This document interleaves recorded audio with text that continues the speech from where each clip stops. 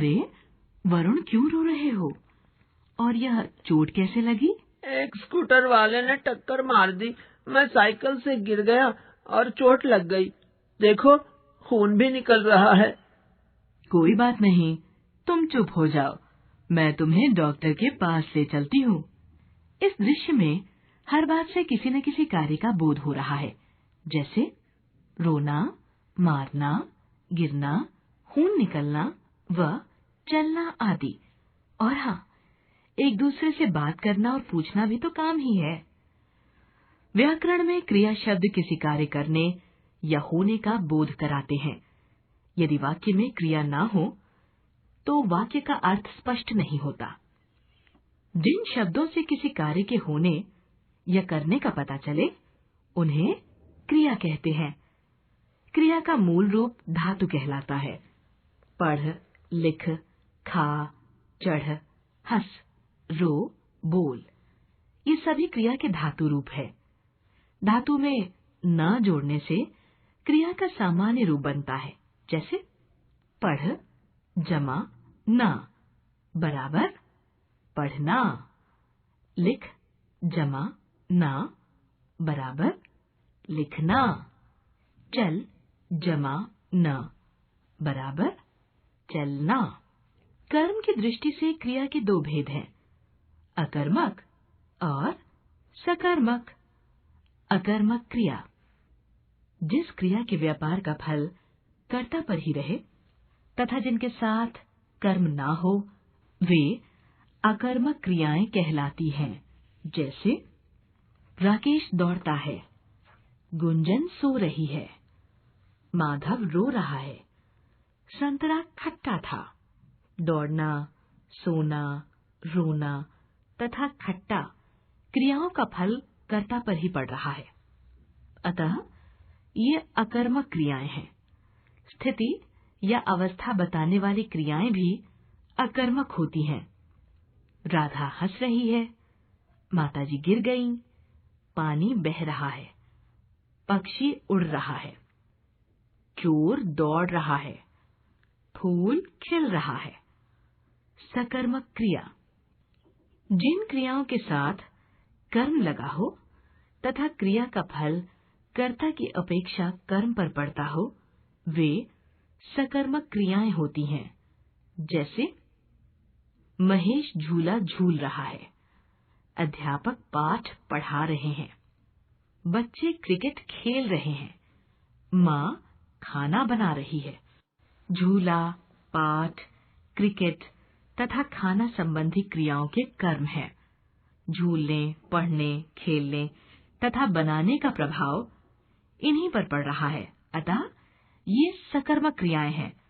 सकर्मक क्रिया के दो भेद हैं, एक कर्मक और द्विकर्मक। एक कर्मक क्रिया, जिन क्रियाओं में केवल एक ही कर्म होता है, वे एक कर्मक क्रियाएं कहलाती हैं। जैसे राजीव पुस्तक पढ़ता है, पिताजी पत्र लिखते हैं।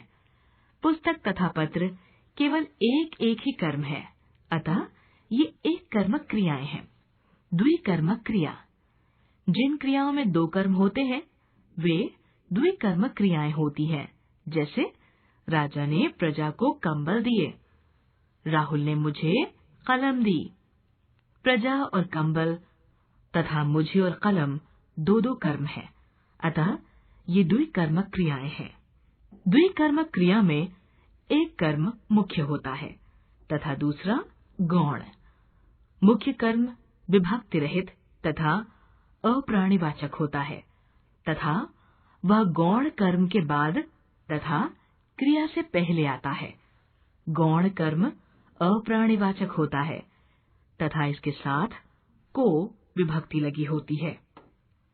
सकर्मक क्रिया की पहचान, सकर्मक क्रिया की पहचान यही है कि जब क्रिया के साथ क्या लगाकर प्रश्न किया जाता है तो उत्तर प्राप्त होता है।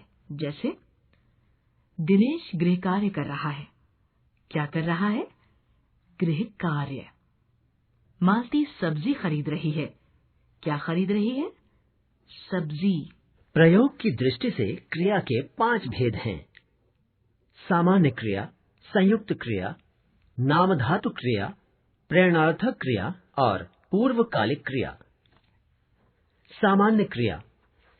एक ही मूल धातु से बने क्रियापद सामान्य क्रिया कहलाते हैं। जैसे मोहन खेल, कमल पढ़, गाय ने दूध दिया, पिताजी ने कलम खरीदी। खेल, पढ़, दिया तथा खरीदी एक ही मूल धातु से बने क्रियापद हैं, अतः ये सामान्य क्रियाएं हैं। संयुक्त क्रिया। दो या दो से अधिक धातुओं के योग से बनी क्रिया संयुक्त क्रिया कहलाती है।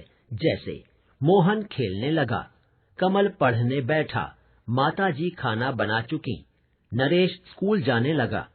खेलने लगा, पढ़ने बैठा, बना चुकी तथा जाने लगा क्रियाओं में एक से अधिक क्रियाओं का प्रयोग हुआ है। जैसे खेल जमा लग, पढ़ जमा बैठ, बना जमा चुकना तथा जाना जमा लगना। दो दो क्रियाओं के प्रयोग के कारण ही ये क्रियाएं संयुक्त क्रियाएं हैं। नाम धातु क्रिया।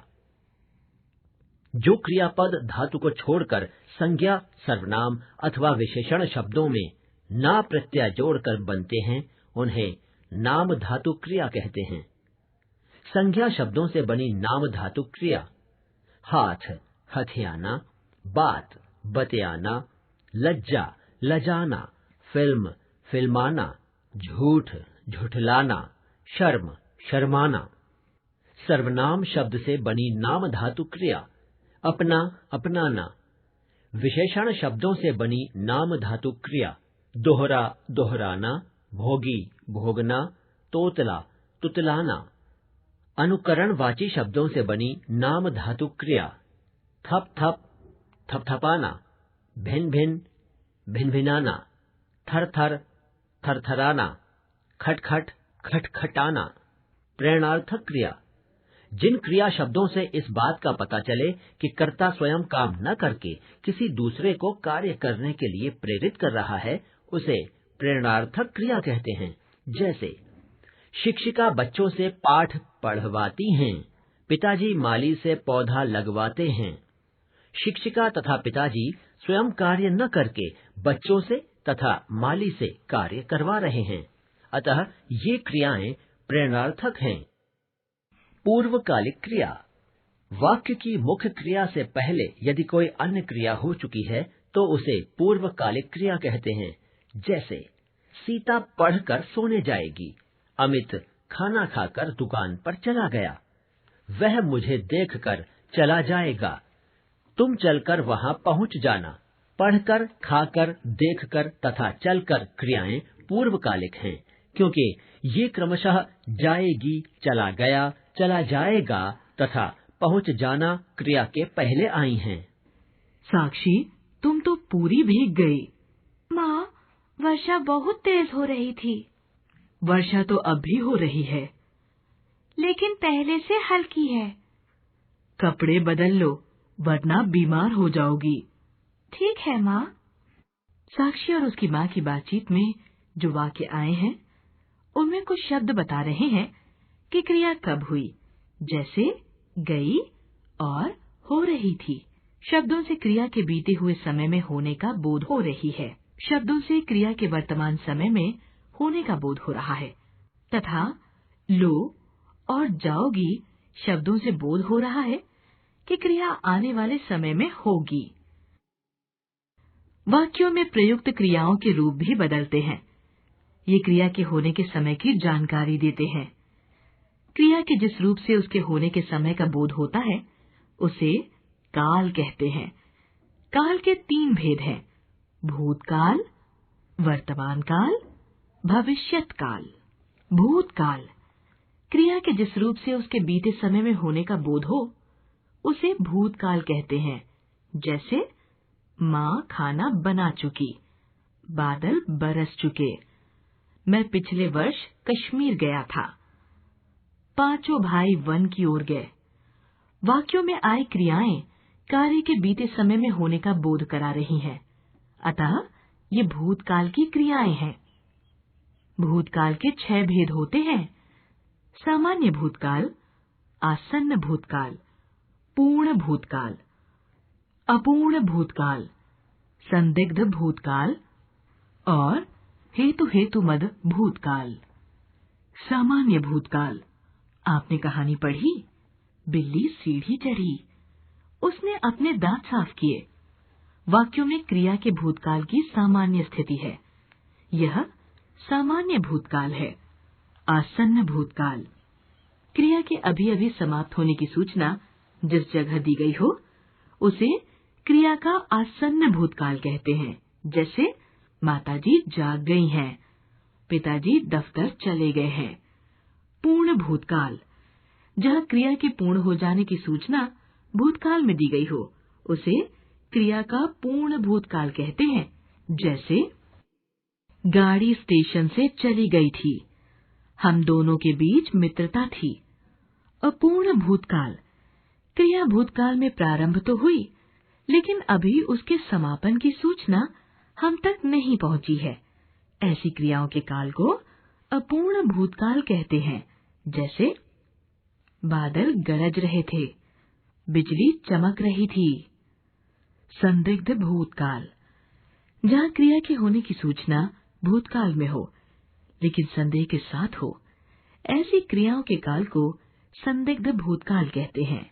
जैसे संगीता ने अपना काम कर लिया होगा, नाटक पूरा हो गया होगा। हेतुमद भूतकाल। जहाँ ऐसा दर्शाया गया हो कि क्रिया भूतकाल में संपन्न हो जाती, लेकिन कोई कारण बीच में आ जाने से उसकी निश्चितता खतरे में पड़ गई है, ऐसी क्रियाओं के काल को हेतुमद भूतकाल कहते हैं। जैसे तुम और मेहनत कर लेते तो परिणाम कुछ का कुछ हो गया होता। यदि बिजली न जाती तो मैं भी सो गया होता। वर्तमान काल। क्रिया के जिस रूप से उसके वर्तमान समय में होने का बोध होता है उसे वर्तमान काल कहते हैं।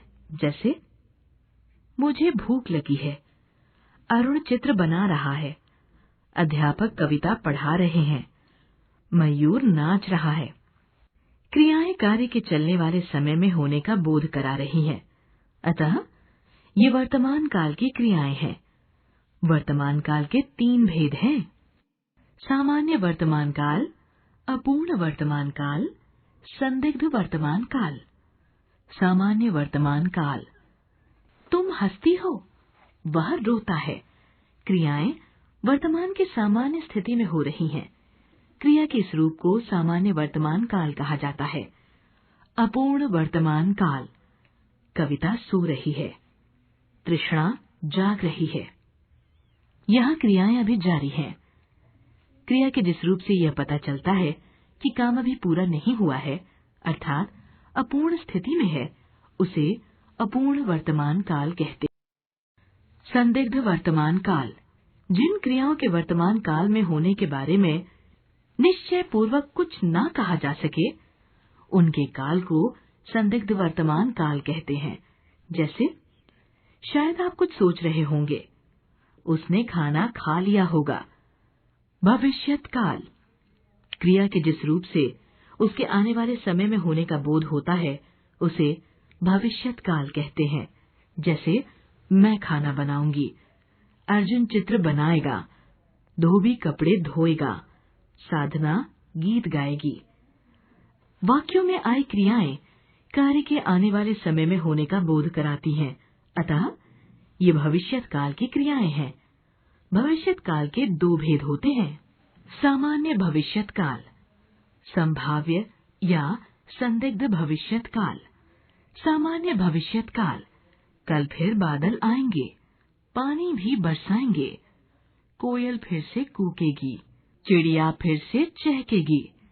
तुमने देखा, जो भी होगा आने वाले पल में या आने वाले कल में सामान्य रूप से होगा। क्रिया के जिस रूप से उसका निकट भविष्य में सामान्य रूप से होने का बोध हो उसे सामान्य भविष्यत काल कहते हैं। संभाव्य या संदिग्ध भविष्यत काल। जहाँ क्रिया के आने वाले समय में होने की संभावना हो लेकिन पक्के तौर पर कुछ कहने की स्थिति न हो, ऐसी क्रियाओं के काल को संभाव्य या संदिग्ध भविष्यत काल कहते हैं। जैसे शायद हम कल फिर मिलें। संभवतः ऐसा वक्त जरूर आएगा। अब तक हमने सीखा, काम के करने या होने का बोध क्रिया है। क्रिया के भेद कर्म और रचना के आधार पर बनते हैं। कर्म के आधार पर क्रिया के भेद हैं अकर्मक एवं सकर्मक क्रिया। एक कर्मक और द्विकर्मक सकर्मक क्रिया के भेद हैं। रचना के आधार पर क्रिया के भेद हैं सामान्य क्रिया, संयुक्त क्रिया, नाम धातु क्रिया, प्रेरणार्थक क्रिया एवं पूर्वकालिक क्रिया। क्रिया के होने के समय को उसका काल कहते हैं। भूतकाल के 6 भेद होते हैं। संदिग्ध भविष्यत काल की क्रियाओं का संपन्न होना अनिश्चित होता है।